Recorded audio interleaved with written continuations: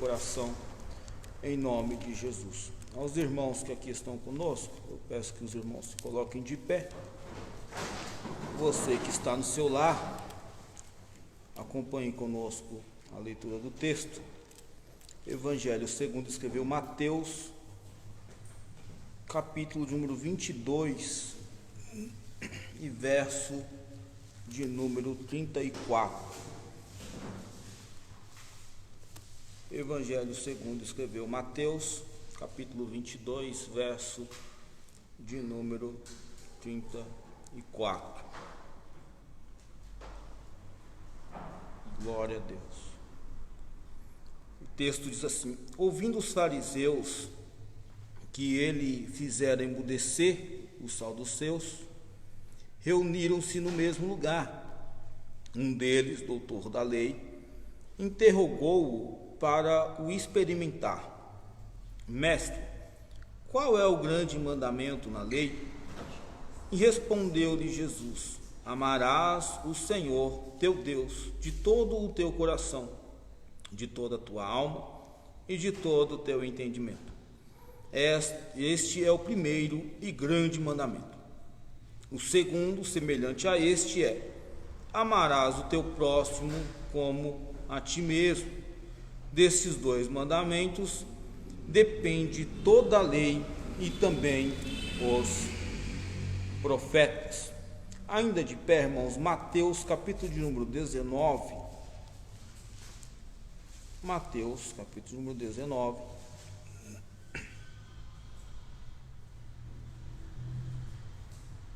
Versículo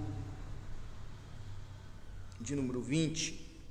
Uma leitura um pouquinho grande, mas se faz necessário, eu vou ler só alguns versículos-chave. Versículo de número 19, versículo de número 20, diz assim: disse-lhe o jovem: tudo isso tenho guardado, que me falta ainda? E disse-lhe Jesus: se queres ser perfeito, vai, vende tudo o que tens e dá aos pobres, e terás um tesouro no céu. Então vem e segue-me. O jovem, ouvindo esta palavra, retirou-se triste, porque possuía muitas propriedades. Amém? Podemos assentar em nome de Jesus. Eu vou tentar discorrer o mais rápido possível para sermos breves. E como eu disse na outra live, antes que você desligue o celular, antes que você feche o seu computador, antes que os irmãos saiam da igreja, eu prometo terminar, para não ser cansativo aos irmãos. Irmãos, essa palavra ela tem me incomodado durante esses dias, e nós estamos vivendo em um período assim meio turbulento. E eu me questionei ao Senhor dentro desse texto que eu estava lendo, porque estava ardendo muito dentro do coração. E eu, nas minhas conversas com Deus, na minha oração, eu falei: Senhor, se essa é uma palavra que o Senhor quer que eu compartilhe com a igreja, ou compartilhe com o teu povo, a gente faz aquele testinho do Gideão, então a oportunidade vai ser minha para pregar. E aqui estamos, para a honra e glória do nome do Senhor Jesus. No capítulo número 22, irmãos, eu vou tentar ser bem mais simples possível. No capítulo número 22, há um questionamento, há uma tentativa de experimentar ou pegar o Senhor Jesus em alguma falha. E dentro dessa tentativa, um doutor da lei chega até o Senhor Jesus e questiona o Senhor Jesus acerca dos mandamentos. Então, esse doutor da lei chega até o Senhor Jesus e pergunta ao Senhor Jesus qual é o maior mandamento, qual é o grande mandamento. E o Senhor Jesus vai responder para esse doutor da lei com muita propriedade. Então ele vai dizer assim: amarás o Senhor teu Deus de todo o teu coração, de toda a tua alma e de todo o teu entendimento. Este é o primeiro e o grande mandamento. O segundo, semelhante a este, amarás o teu próximo como a ti mesmo. Destes 2 mandamentos depende toda a lei e todos os profetas. Então, a pergunta que se chega até Jesus é a seguinte: qual é o grande mandamento? Qual é o que se destaca? E o Senhor Jesus, dentro de uma resposta bem concisa, ele vai dizer assim: o maior de todos os mandamentos e o maior é: amarás ao Senhor com toda a tua força, com toda a tua alma e com todo o entendimento. Só que ele coloca em um paralelo, não menosprezando, mas ele vai dizer: e um semelhante a este, amarás o teu próximo como a ti mesmo. E ele vai dizer que toda a lei, ou todo o período de escritura que foi escrito por Moisés, que nós entendemos como Torá ou como lei, está em torno desses 2 mandamentos.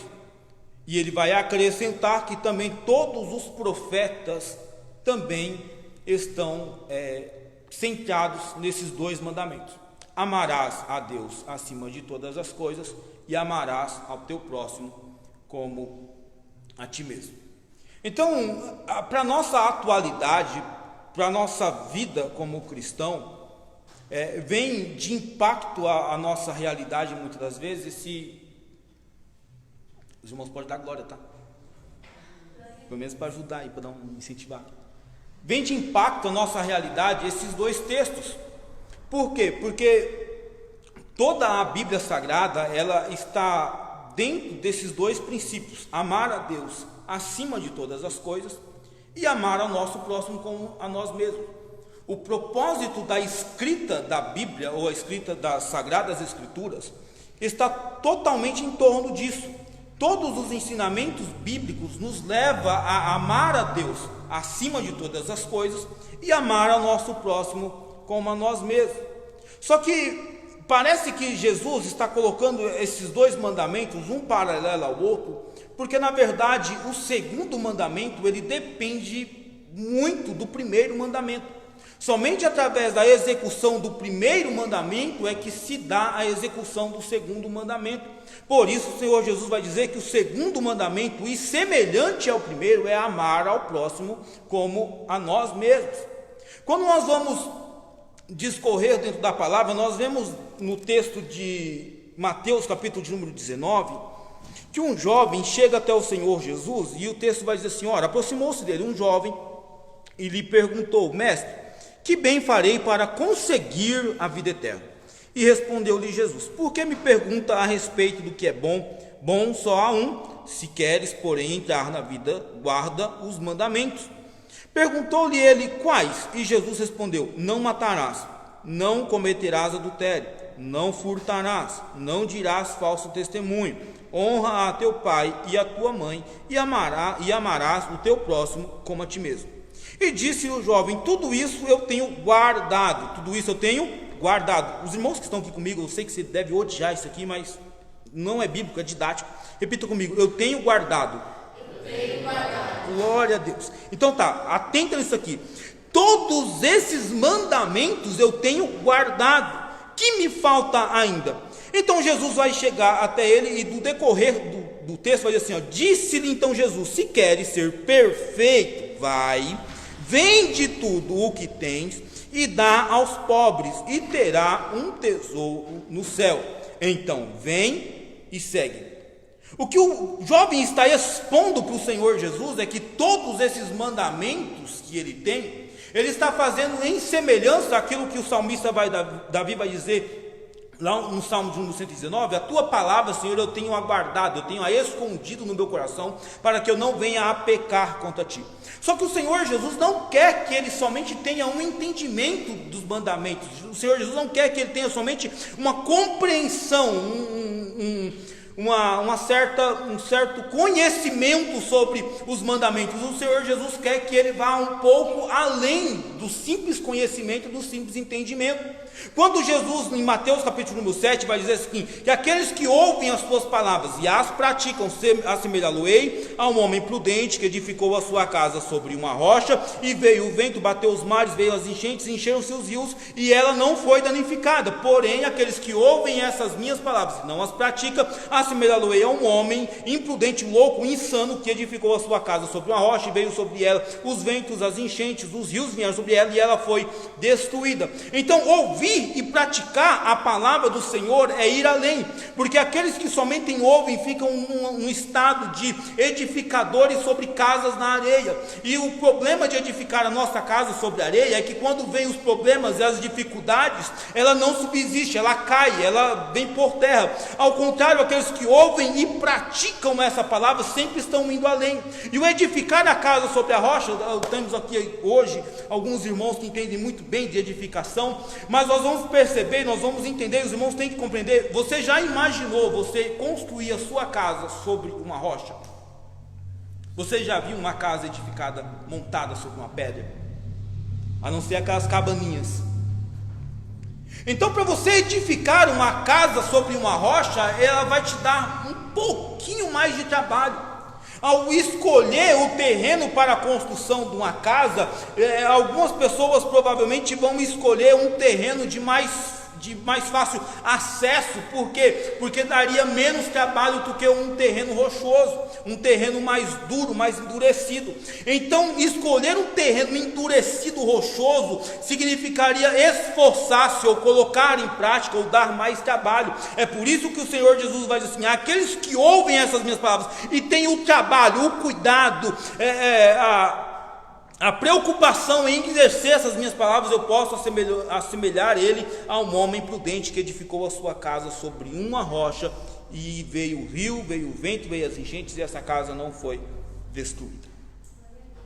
Então o Senhor Jesus está levando esse jovem a tirar essa palavra que está no coração dele e colocar essa palavra para fora. E aí é que vem o grande desafio, tanto para esse jovem quanto para nós. É colocarmos em prática aquilo que nós já sabemos, é colocarmos em prática aquilo que nós temos ouvido, é colocarmos ou testemunharmos em vida aquilo que nós declaramos. E aí se torna um pouquinho mais difícil, porque nós não estamos falando de mandamentos simples, nós estamos falando dos dois mandamentos que são o centro de todo o cristianismo: amar a Deus acima de todas as coisas e amar ao teu próximo como a ti mesmo. Dentro desse amor a Deus, quando o texto está dizendo assim, você precisa amar a Deus acima de todas as coisas, com toda a sua força, com todo o seu entendimento, com toda a sua alma, ele está referindo-se a uma tipologia de amor que do grego se chama agapau, ou ágape. Que amor é esse? É o amor de Deus. É o amor que Deus teve para com o mundo. O amor que está expresso lá em João capítulo 3, verso 16, diz assim: Deus amou o mundo de tal forma que entregou o seu Filho, para que todo aquele que nele crê não pereça, mas tenha vida eterna. Então esse amor agapau leva-se a uma entrega, leva-se a um desprendimento, leva-se a um sacrifício. Então quando nós referimos-nos ao amor agapau, nós estamos se referindo a um amor que te leva a se sacrificar, a se entregar, a se doar. Então quando nós estamos trazendo para esse texto, quando ele diz assim: amarás ao Senhor com toda a sua alma, com todo o seu entendimento, com todas as suas forças, ele está falando assim: vocês precisam amar Ele a um ponto em que vocês possam sacrificar tudo em vocês, abrir mão de tudo aquilo que a sua alma, e quando nós vamos falar de alma, nós entendemos como psique, e está relacionado a sentimentos como alegria, tristeza, choro, sorriso. Nós estamos falando assim: vocês precisam amar Ele com toda a sua alma, com todo o seu entendimento, com todas as suas forças. Vocês precisam estar a um ponto de abrir mão da vida de vocês por amor a Ele. E aí é que torna-se um pouquinho mais difícil. Por quê? Porque largar ou deixar a nossa vida por amor a Ele nos leva a um certo tipo de confrontação na nossa vida diária. Às vezes nós chegamos a um ponto em que nós temos que escolher ou amarmos a Deus ou satisfazer aquilo que nos agrada, aquilo que está dentro do nosso coração. Quando Jesus está conversando com os seus discípulos, ele vai dizer para os seus discípulos da seguinte forma: aquele que quiser vir após mim, dia após dia, negue-se a si mesmo, tome a sua cruz e siga-me. O que Jesus está dizendo para aqueles discípulos é algo quase que impossível dentro de uma ótica humana, de uma ótica em que eles estão vivendo. Porque o Senhor Jesus está dizendo: aqueles que quiserem vir após mim, vocês quiserem vir após mim, vocês precisam negar-se a si mesmo. E aqui está um ponto crucial: negar-se a si mesmo. Amar a Deus é negar-se a si mesmo. Amar a Deus é deixar de lado, muitas das vezes, nossos prazeres, nossas vontades, nossos desejos, nossos sonhos. Sabe aquele hino que a gente canta assim: abro mão da minha vida, abro mão dos prazeres e da minha vontade, abro mão da minha vida por ti, Senhor. Eu estou disposto a largar tudo, eu estou disposto a perder tudo. E aí no outro dia, quando nós nos deparamos com uma situação que nos coloca em xeque, muitas vezes nós não conseguimos executar. Mas amar a Deus é negar a si mesmo e entender que algumas coisas que muitas vezes nos agradam, desagradam a Deus. É por isso que o apóstolo Paulo vai dizer para os irmãos da seguinte forma: vocês podem fazer todas as coisas, mas nem todas as coisas vos convém fazer. Existem coisas que para nós convém, para nós é satisfatório, para nós é agradável, para nós é importante, para o nosso modo de ver é de suma importância, mas algumas dessas coisas nos levam a desagradar a Deus. Então nós precisamos, para amar a Deus, negar muitas vezes os nossos próprios desejos, as nossas próprias vontades. Para amar a Deus precisa ser um ato crucificial, ou um ato de sacrifício. E ele vai assim, dia após dia: tome a sua cruz. E quando ele está falando sobre cruz, ele ainda não declarou que ele seria crucificado, mas ele está falando assim: aquele que quiser vir após mim, negue-se a si mesmo, tome cada um a sua cruz. E tomar a sua cruz era uma forma de morte ou de sentença em Roma, a qual aqueles que eram condenados à crucificação, eles tinham como obrigação carregar sobre os seus ombros a parte da cruz que lhe era de direito. Então ele tinha que caminhar do palácio, ou do centro de justiça, ele tinha que caminhar do palácio, ele tinha que caminhar até o local da crucificação em um ato público, visível, com a sua cruz nas costas. E todas as pessoas que olhassem para aquele homem com aquela cruz nas costas, saberia que ele estava sendo sentenciado, que ele estava sendo levado para o matadouro, que ele estava sendo levado para a morte. E isso tinha que ser feito em um ato público. Por isso não poderia ser feito nas caladas da noite, não poderia ser feito escondido, não poderia ser feito num lugar afastado. Tinha que ser em um lugar que nós chamamos de via dolorosa, em um lugar público. Para quê? Para que todas as pessoas vissem, para que todas as pessoas contemplassem, para que todas as pessoas entendessem, para que todas as pessoas testemunhassem que aquela pessoa estava sendo crucificada, estava indo em direção à morte, estava indo em direção ao cumprimento de uma sentença. Então Jesus estava assim: o ato de vocês tomarem a cruz ou negar a si mesmo tem que ser um ato público. As pessoas que te cercam, as pessoas que te acompanham, as pessoas que te veem, têm que perceber que por onde você está passando, você está carregando uma cruz nas costas, que você decidiu publicamente externar que você ama a Deus acima de todas as coisas, que você tem coragem, você tem disposição de sacrificar a sua própria vida por amor a Ele. E qual é a frequência disso? É dia após dia, ininterruptamente. Você precisa negar a si mesmo, tomar a sua cruz e seguir-me, vir após mim. Então o amar a Deus é negar-se a si mesmo. O amar a Deus é tomar dia após dia a sua cruz. O amar a Deus é frequentemente declarar publicamente que você está disposto a amá-lo. Isso, irmãos, levou alguns mártires da história cristã a não terem por usurpação a sua própria vida e enfrentarem de frente, face a face, a sentença de morte perante a proposta de negar o seu Cristo ou morrer.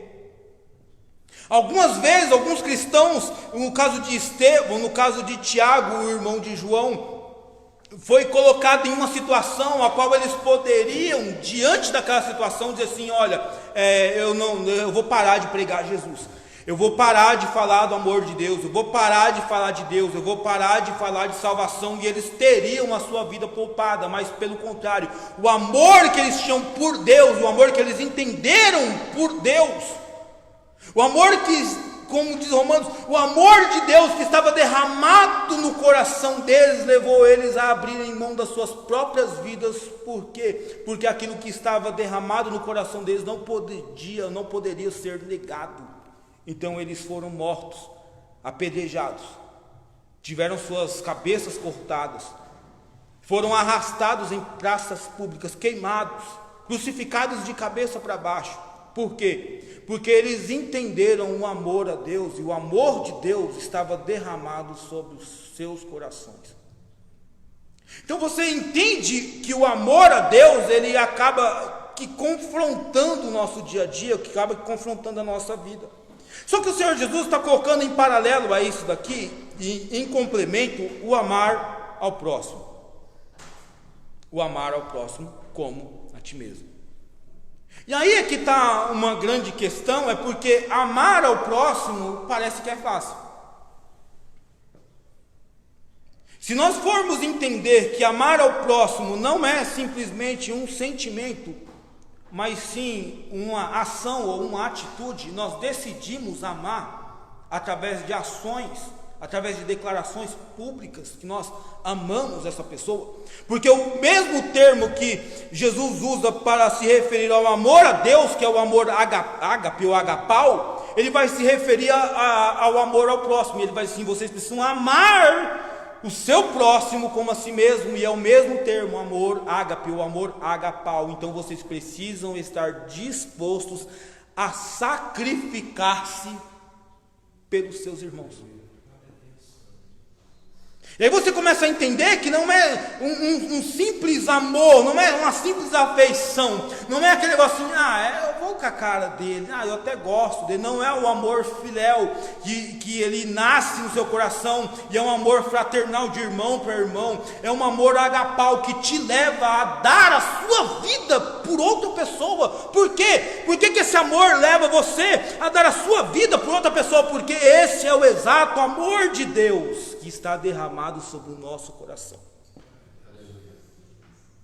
E aí esse amor, ao amar ao próximo, não é um amor esposo para com esposa, não é um amor filho mais velho para com filho mais moço, ou filho caçula, não é um amor filho para com pai, pai para com filho. É um amor que te leva a atuar da mesma forma que Deus atuou em relação a nós. E ele vai dizer: você precisa amar o seu próximo como você ama a ti mesmo. E aí esse amor, irmãos, ele vai se afunilando tanto, porque o que Jesus está falando assim: você precisa fazer por outra pessoa a mesma coisa que você faria, ou com a mesma intensidade que você faria por você. Eu não posso fazer. Não, você faz para ele ou para ela ou para quem quer que seja a mesma coisa que você faria por você. Eu vou comprar uma roupa para alguém, você compra a roupa para ele do mesmo nível em que você compraria para você.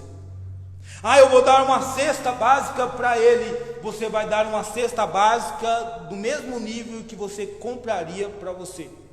Eu vou dar um sapato para ele. Não, você vai dar um sapato para ele do mesmo nível que você compraria para você. Mas eu vou ajudar ele a construir a casa dele. Você vai ajudar ele a construir a casa dele, como que você estivesse construindo a sua própria casa. Então você faz pelo outro aquilo que você faria por você mesmo, com a mesma intensidade. E aí nós percebemos, irmãos, que este amor, ele acaba muitas das vezes fugindo do nosso alcance. Ele acaba fugindo da nossa expectativa.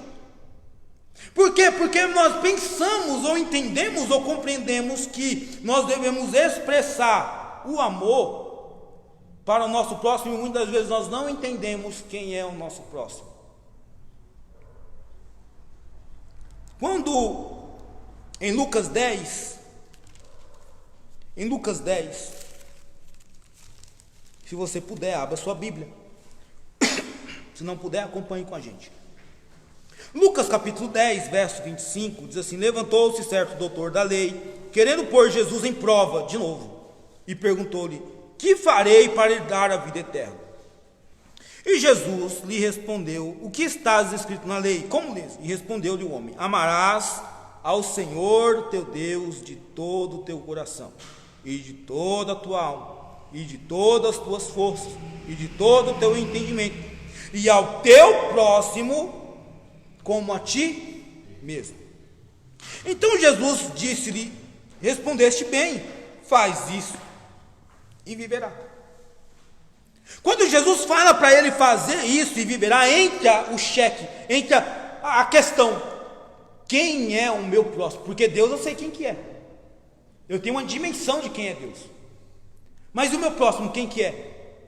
É o meu irmão, é o filho do meu pai e da minha mãe, meu irmão, é o meu vizinho que eu gosto, é o meu comadre, compadre, é o padrinho da minha filha, o padrinho do meu filho. Quem é esse próximo? E aí Jesus vai tentar fazer ele entender quem é o próximo. E quando ele pergunta para Jesus, assim, ele porém querendo justificar-se a si mesmo, disse a Jesus: e quem é o meu próximo? Aí Jesus para e vai dizer para ele assim, respondeu-lhe Jesus: descia um homem de Jerusalém para Jericó e caiu nas mãos dos assaltantes, os quais o despojaram e espancando-o se retiraram, deixando-o meio morto. Casualmente descia pelo mesmo caminho certo sacerdote, que vendo-o passou de largo. De igual modo também um levita chegou àquele lugar e vendo-o passou de largo. Mas um samaritano que ia de viagem chegou perto dele, viu-o e moveu-se de compaixão, aproximando-se, atou-lhe as feridas e deitando-lhe azeite e vinho, então pondo-o sobre a sua cavalgadura, levou-o para uma hospedaria e cuidou dele. Então, o que Jesus está levando esse homem a compreender? Eu tenho que amar o sacerdote, eu tenho que amar quem é o meu próximo? É o sacerdote? É o levita? É alguém do meu convívio? Não. O seu próximo é aquele que você odeia, é aquele que você não tem nenhum tipo de vínculo. Por quê? Porque os judeus e os samaritanos tinham uma rixa, eles não conversavam entre si. Isso é exposto quando o texto foi dito que quando Jesus começa a conversar com a mulher samaritana, e ela fala assim: mas como tu, sendo homem judeu, está conversando comigo, que sou mulher e samaritana? Porque havia um distanciamento entre eles, que fazia eles travarem guerras e rixas. E aí ele está dizendo assim: olha, o seu próximo não é quem você pensa que está ao seu redor, o seu próximo é o seu inimigo. Por quê? Porque se você fizer boas ações para quem está contigo, você está sendo semelhante aos gentios, que agradam-se e se congratulam entre si. Mas se você ama o seu próximo, com esse mais distante, esse inimigo que você tem, você está expressando que o amor de Deus está expresso no seu coração. Por quê? Porque Deus amou a gente mesmo a gente sendo inimigo dele. Deus amou a gente mesmo a gente pecando contra ele. Deus amou a gente mesmo a gente estando distante dele. Deus amou a gente, irmãos, mesmo nós não fazendo nada por merecer. Mesmo assim, ele olhou para a humanidade e disse: eu amei o mundo, e de tal forma que eu vou entregar o meu filho unigênito, e um menino nasce, um filho se nos dá, e o principado está sobre ele. Para quê? Para que todo aquele que nele crê não pereça, mas tenha a vida eterna. Então a expressão do amor de Deus, ela não é vista quando você trata bem os seus filhos. O amor de Deus não é visto ou perceptível quando você trata bem o seu esposo, o seu cônjuge ou os seus irmãos em Cristo. O amor de Deus é expresso, perceptível e visto na vida do cristão quando ele consegue ajudar alguém que ele odeia, que ele não gosta. Eu não vou com a sua cara, mesmo assim eu vou te levar até o borracheiro.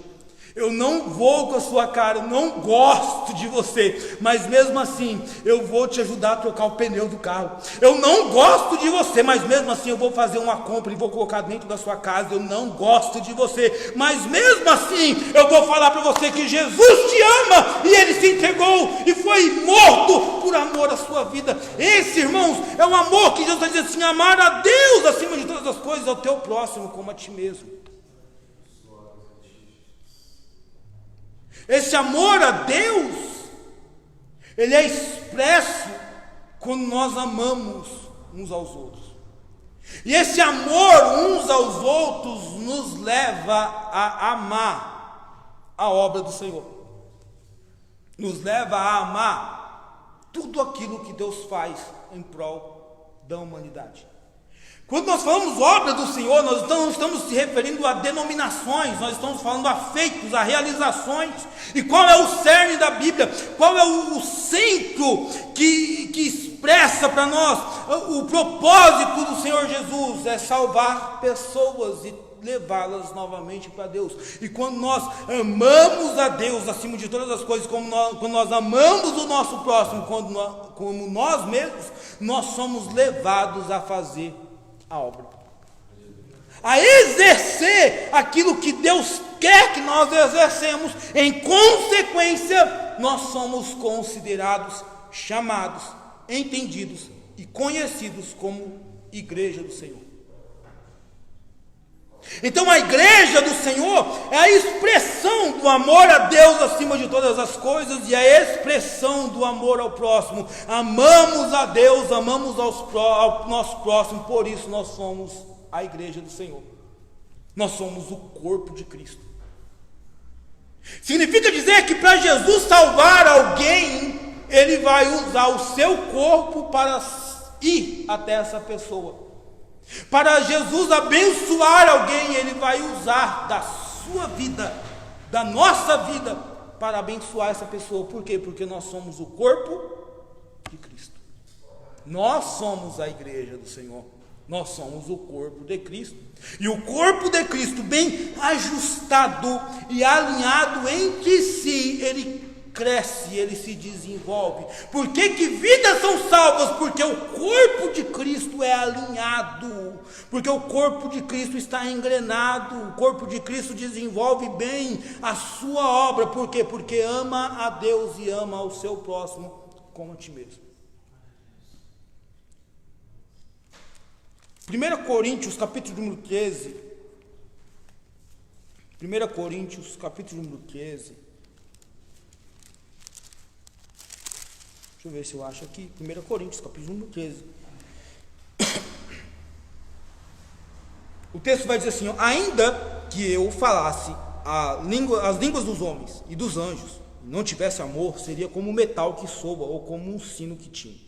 Ainda que eu tivesse o dom de profecia, e conhecesse todos os mistérios e toda a ciência, e ainda que eu tivesse toda a fé da maneira tal que transportasse os montes e não tivesse amor, nada seria. E ainda que distribuísse toda a minha fortuna para o sustento dos pobres, e ainda que entregasse o meu corpo para ser queimado e não tivesse amor, nada disso me aproveitaria. Por quê? Porque o amor é paciente, é benigno, o amor não inveja, não se vangloria, não se ensoberbece, não se porta inconveniente, não busca os seus próprios interesses, não se irrita, não suspeita mal.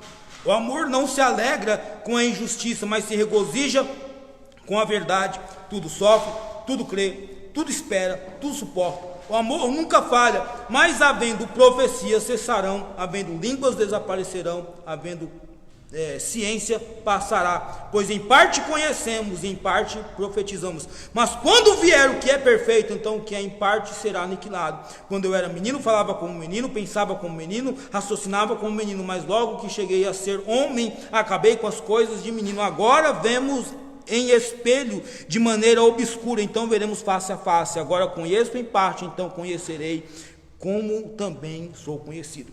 Essa segunda parte, ela não entra dentro desse texto, mas Paulo está dizendo assim, que tudo aquilo que ele fizer dentro da obra do Senhor, ou envolvido com o corpo, precisa ou vir carregado desse amor. Qual é esse amor? O amor agapau.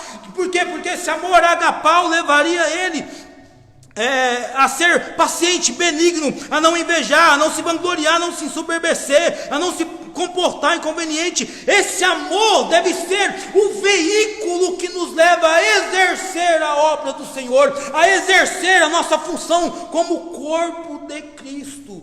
Por quê? Porque se nós fizermos a obra do Senhor, ou se nós expressarmos ou dizermos que amamos ao próximo, superficialmente nós seremos como um sino que soa, e não haverá verdade em nós.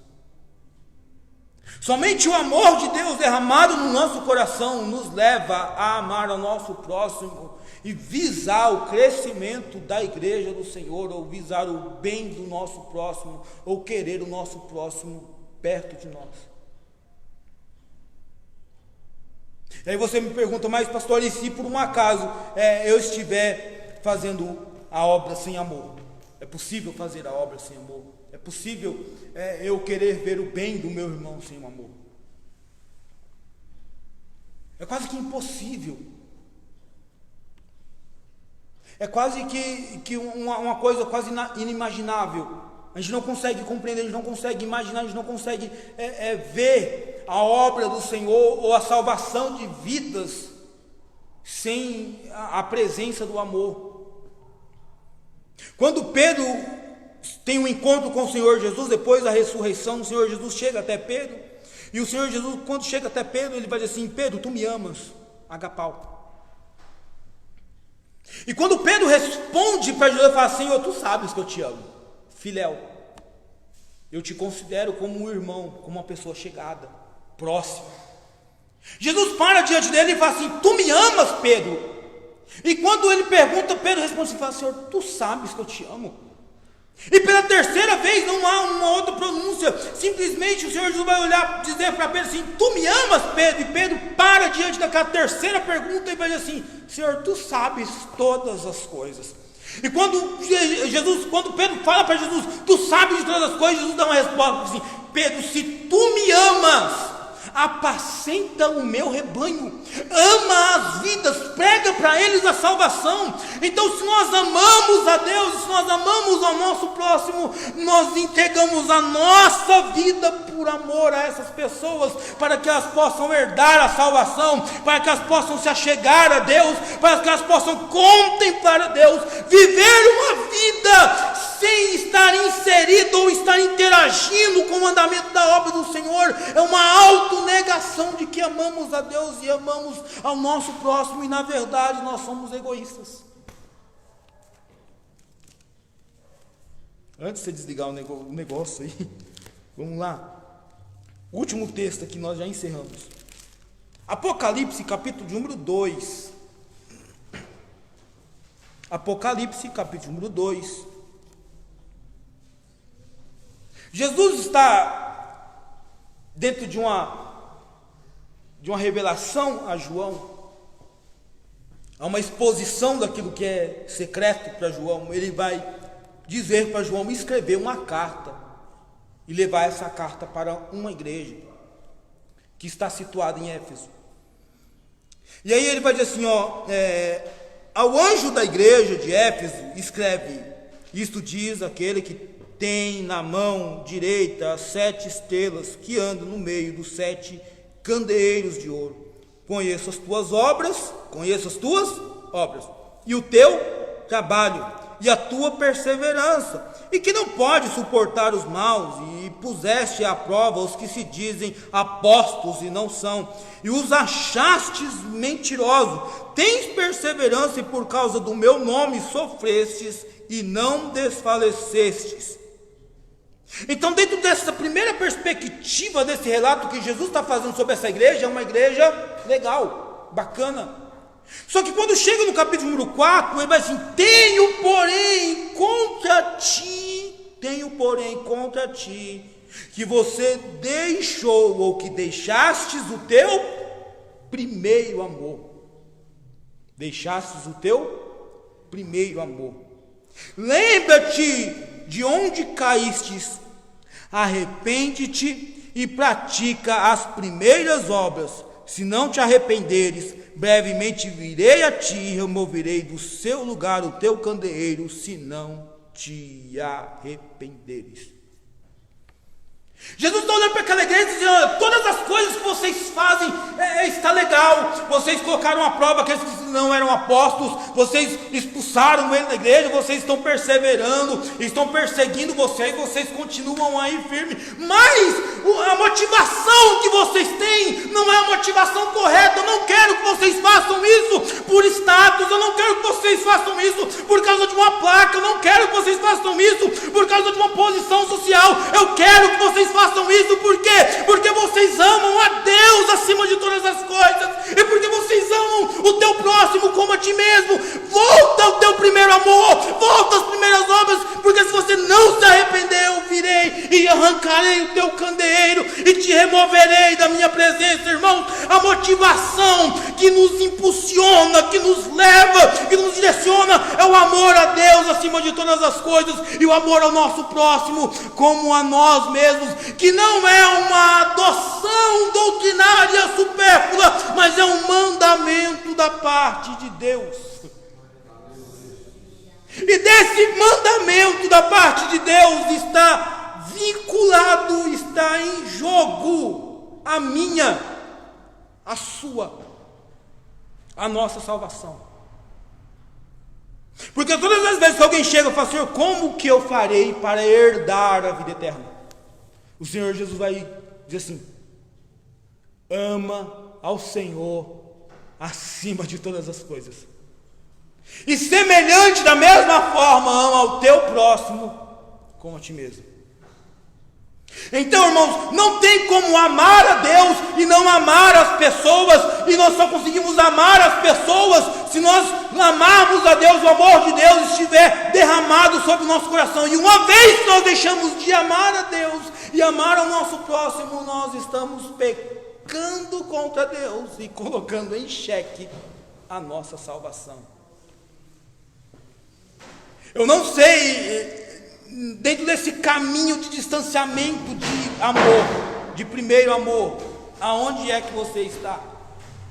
Mas eu quero te dizer que hoje, se nós clamarmos a Deus, se nós buscarmos a Deus, o amor de Deus pode ser derramado novamente no nosso coração, para que nós venhamos a cumprir aquilo que Jesus disse para a igreja de Éfeso: volta ao teu primeiro amor, volta ao teu primeiro amor, volta ao teu primeiro amor, arrepende, volta ao teu primeiro amor e pratica as primeiras obras. Por quê? Porque se você não se arrepender, eu vou te arrancar da minha presença. E se existe uma coisa, irmão, que tanto eu quanto você, como a igreja do Senhor, não quer, é ser arrancado da presença. Então hoje o nosso clamor é esse: que o amor de Deus seja derramado no nosso coração. Para quê? Para que possamos doar, sacrificar a nossa vida em prol daquilo que nós declaramos.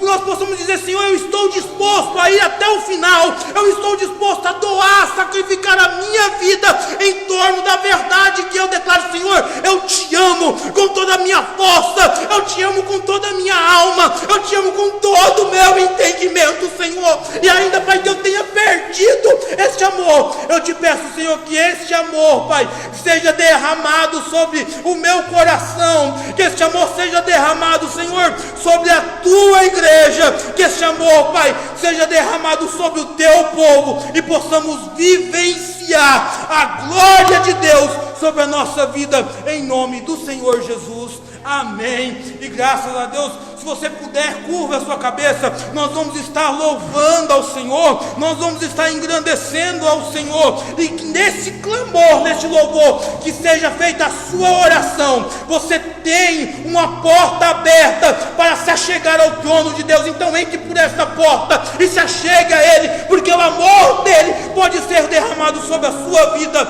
em nome do Senhor Jesus. Em nome de Jesus, em nome de Jesus, em nome de Jesus, em nome de Jesus, em nome de Jesus, em nome de Jesus, Senhor, vem derrama esse amor no nosso coração.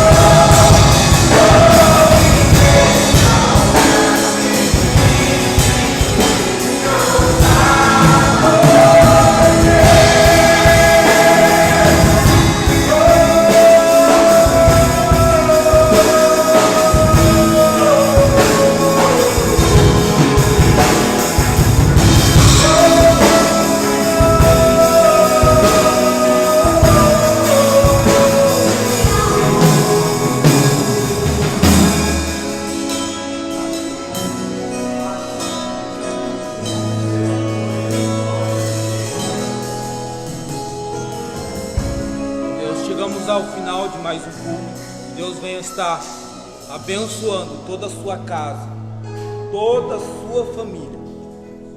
Que a glória do Senhor resplandeça sobre a sua vida. Em nome do Senhor Jesus, que o amor de Deus, a graça de nosso Senhor e Salvador